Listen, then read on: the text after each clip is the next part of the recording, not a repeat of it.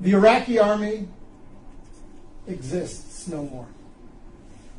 The Syrian army is down to at least 50% of its size of 2 years ago.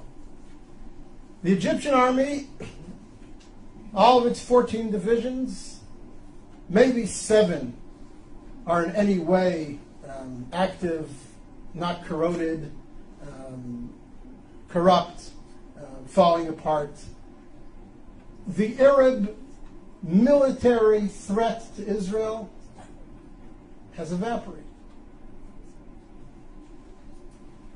Arab societies, as you all know, from Libya and Tunisia through Egypt to Syria, and it'll yet, unfortunately, come to Jordan, are so convulsed with internal conflict that for the next 2 to 3 to 4 decades, they are going to be racked by such internal tensions and such internal economic disparities and needs that their ability to mount a coordinated offensive against Israel in the conventional military sense is simply gone.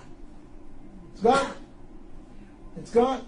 So before we start discussing all the threats and the emerging threats and the dangers that are posed to Israel from the crumbling of the old Arab architecture around Israel, first let's recognize that the conventional military threat against Israel has greatly disappeared.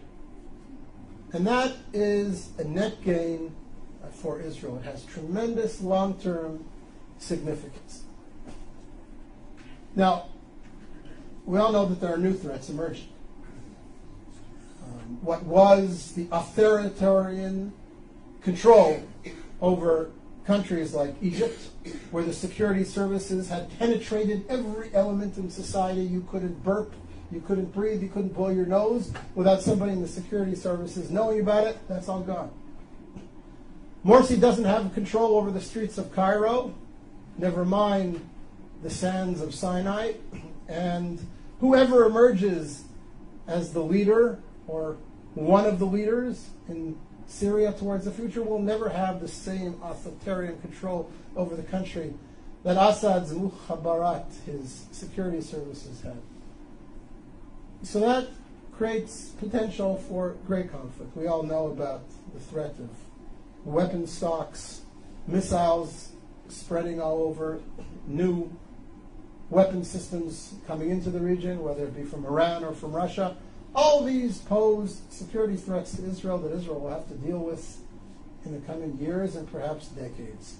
But the conventional military threat, the Israeli fear that the combined armies of Egypt, Iraq, Syria are going to mount a coordinated offensive like they did in the Yom Kippur War against Israel, that's gone. That's gone, thank God, it's gone.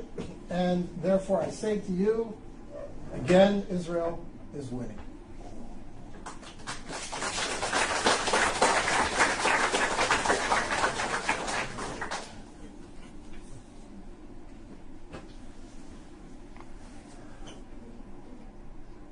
Point number 9, in grand historical terms, of course Israel's winning.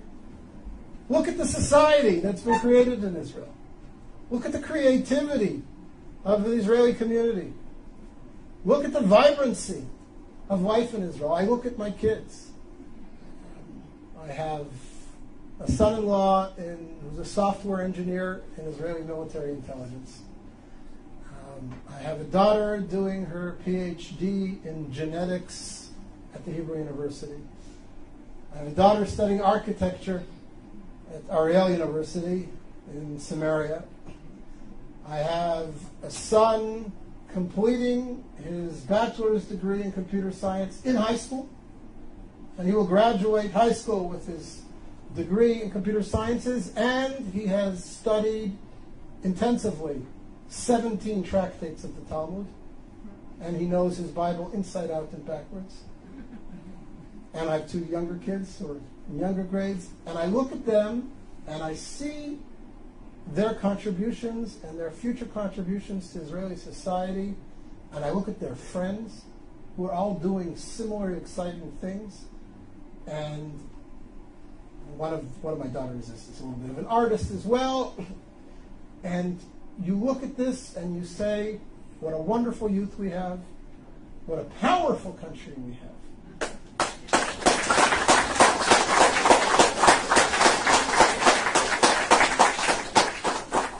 And I don't say this to gloat or to be racist, but it's important for us in terms of perspective to ask, what creative contributions has the Islamic Arab world around us made to the world over the last 100 years?